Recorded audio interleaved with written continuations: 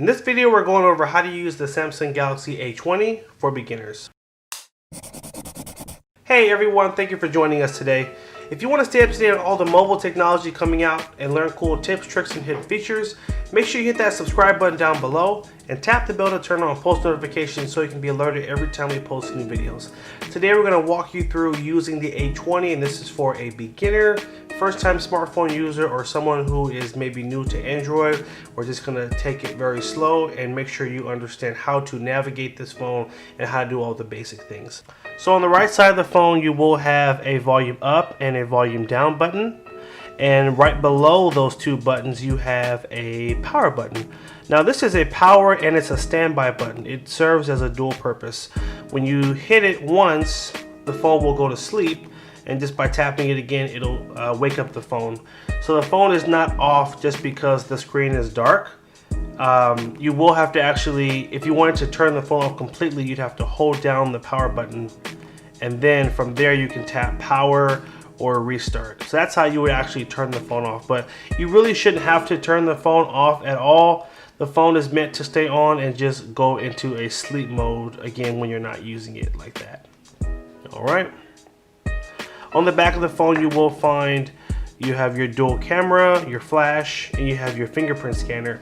Once we set this up, you'll be able to just take your finger and place it over this, and it will automatically unlock the phone so you can begin using it. So you don't always have to put in a passcode or a pattern every time. So those are the buttons. Now those are the exterior buttons. Now we're going to go over the touch button. So you'll find three buttons on the bottom of the phone. This is your home button right in the center. This is your recent apps button, and this is your back button. Now we'll start with the home button here. No matter what you tap, let's say we were to go to Google Chrome and you wanted to go back to the main screen, you just tap the home button right here and it will take you home. That's simply what it does. No matter what screen you're on, it'll always take you back home.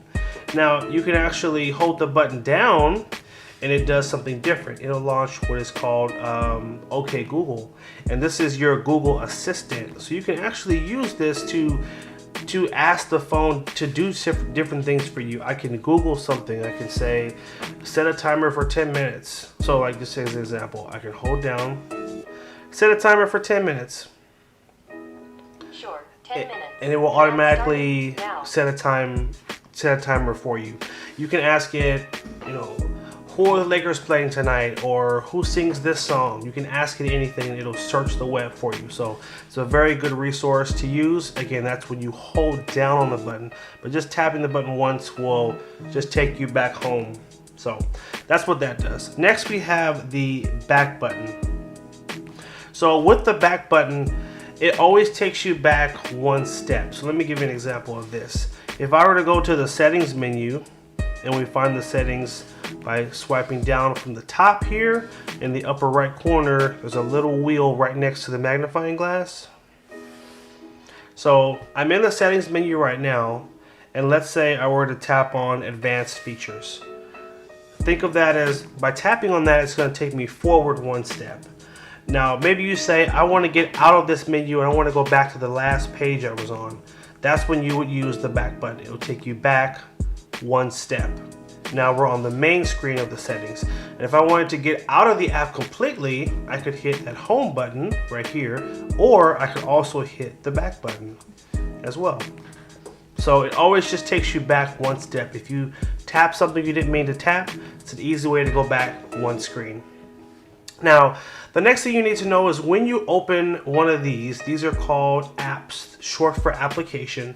When you open an application and then you go home, that app does not stop working. It works in the background of the phone.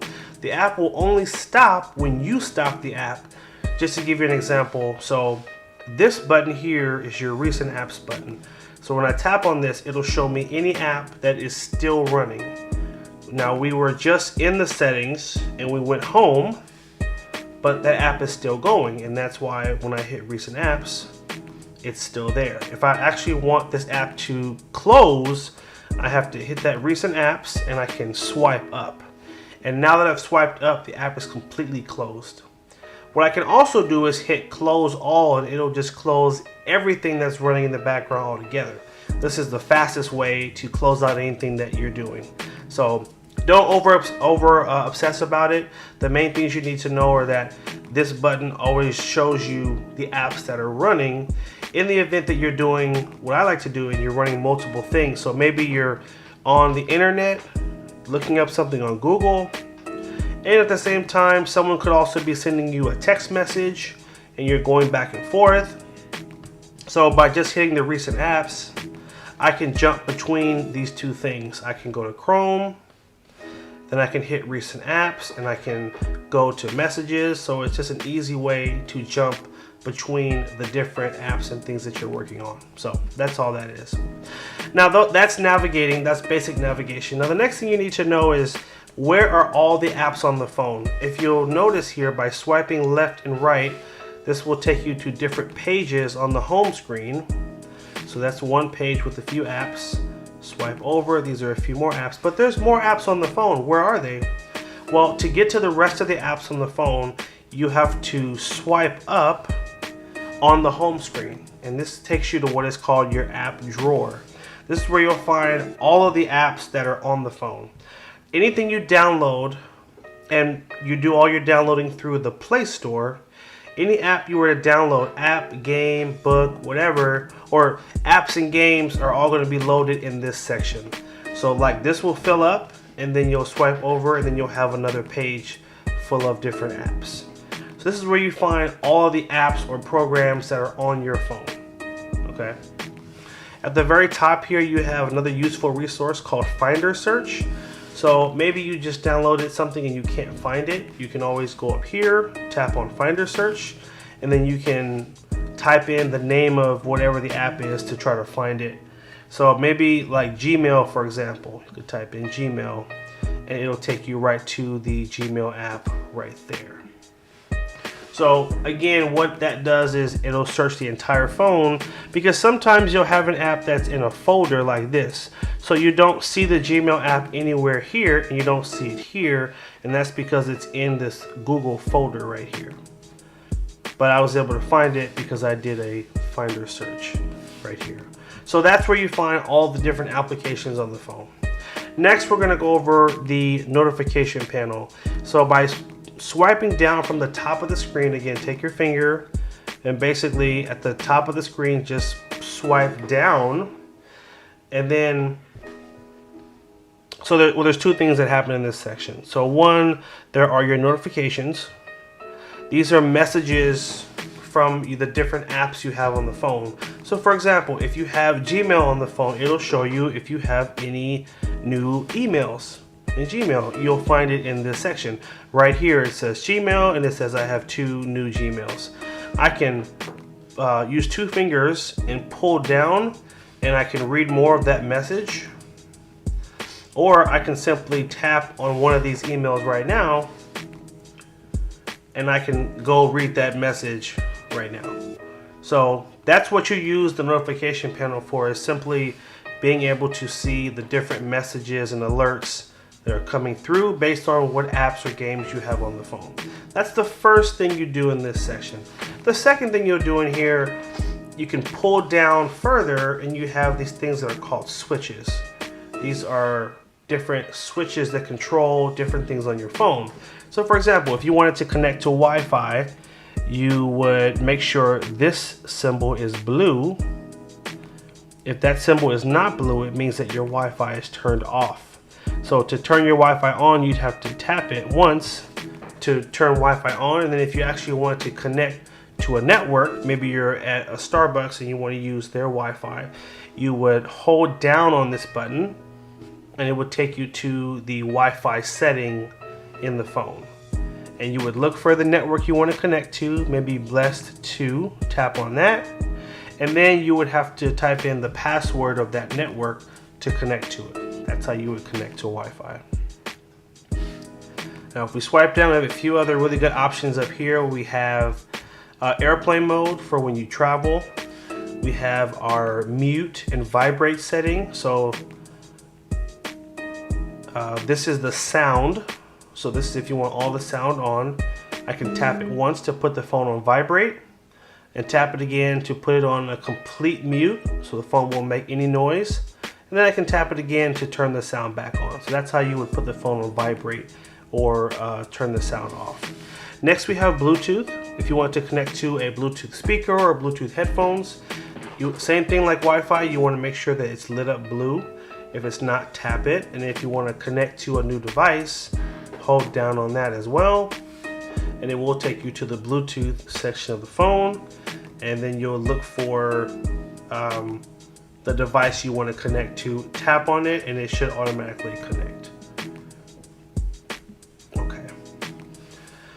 Next, we have our mobile hotspot. In case you want to use your phone as a mobile hotspot, you can tap on this and you can create internet from your phone that you can then connect to from a tablet. We have a flashlight. By tapping this, you can use your phone as a flashlight. Come in the house and forget to turn the lights on. Very convenient. We also have a power saving mode. So if your battery is low and you need to make sure your phone is going to work for the next 2 hours, you can tap on the power save mode option and this will stretch your battery a lot longer. Now there's another page of switches. You just swipe to the left and you have a do not disturb, NFC, night mode, navigation bar. A lot of these aren't as important, so I'm not going to go through each one.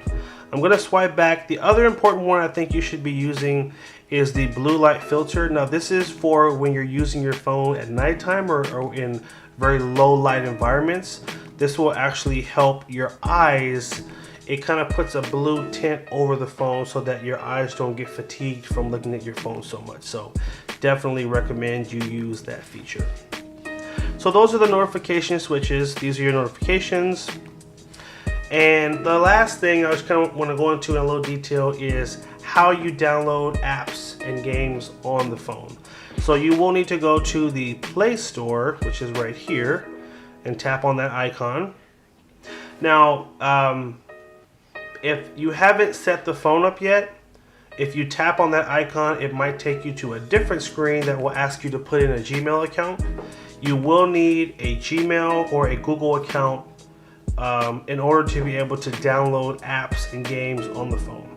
If you don't have one, go to gmail.com. In the right corner of that website, there should be a blue button that says Get Gmail. You'll click on that and you can then look for another button that says Create Account. And you can create your own Gmail account that you would then use to sign into the phone.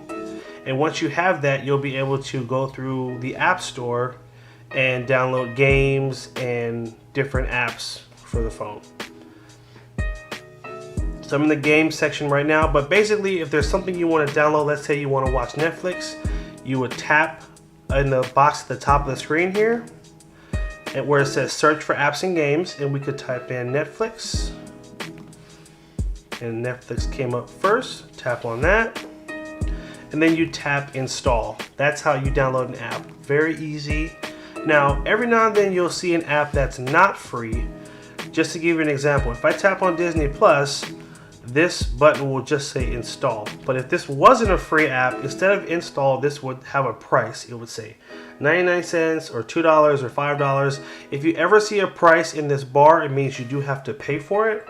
So just be aware of that. And when you tap on that, it will ask you to add a credit card to your account to pull the payment from. So just FYI. So we just downloaded Netflix. Now, how do we find Netflix? Where is it on the phone?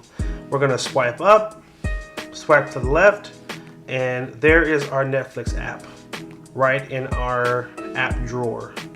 It just goes right to the next one. So there's Netflix. Okay, so those were the main basics. Now I'm gonna give a disclaimer. I'm gonna go into even more detail in the next half of this video. If you feel like you've got what you need, you can stop watching from here. I'm gonna take it to another level of simplicity and go over how to make a phone call, how to send a text message, how to take pictures. So if you feel you need more, keep watching. But if you feel like you've got enough and you understand how to use the phone, feel free to click off and move on to the next thing. All right, so let's go ahead and keep going. Now, to make a phone call, you will need to go to the green call button at the bottom. This is your phone app. and you have 4 different options at the bottom here. The important options are going to be keypad, because keypad is where you're going to see your numbers and be able to type in a phone number. You'll have recent. This will show you anyone who has called you or you have called. And generally, if you only call the same people over and over again, you can just go to recent and find the person in the list, tap on their phone number and call them that way. So that's an easy way to make calls if you just talk to the same people. You also have contacts. Now in the contact section, you are able to go through anyone you have saved as a contact on the phone and find their name and call them. And if you want to save a phone number as a contact, you would need to go to the plus at the top of the screen here. Hit the plus. Now, as a disclaimer, I wouldn't recommend you save contacts to the phone or to your SIM card. Always save your contacts to your Google account, because if you stop using this phone and you decide to switch to a new phone, all you have to do is sign in to the Google account on the new phone and it'll automatically bring all the phone numbers over to the new phone. When you save them to the phone, it's easy for numbers to get lost. Just a small disclaimer. So I'm going to tap on Google and tap in set as default. And here I'll type in the first name, John. And I can add any work information, a phone number, email. I can tap on the camera here and I can add a picture. When John calls, I want this to come up. And then I can hit save. And that easy, I can save someone as a contact in the phone. Okay, so we're going to use that back button to go back. And now we're out of the call app. Once again, keypad to make calls. This is recent calls, and contacts are where you'll find any numbers that are saved in your phone. Next, to send a text message, you will go to this app. This is your messaging app. Now, to send a new message, you're going to tap on this little blue icon here. And then you'll type in the phone number of the person you want to text. So 555-4342. I'm going to then come down here where it says enter message, tap there, and I'm going to say hi. Hi. And then you're going to hit this little green circle to send the message. And that's it. Really easy. That's how you send a text message. Now, this little plus here will allow you to send someone a picture you've taken.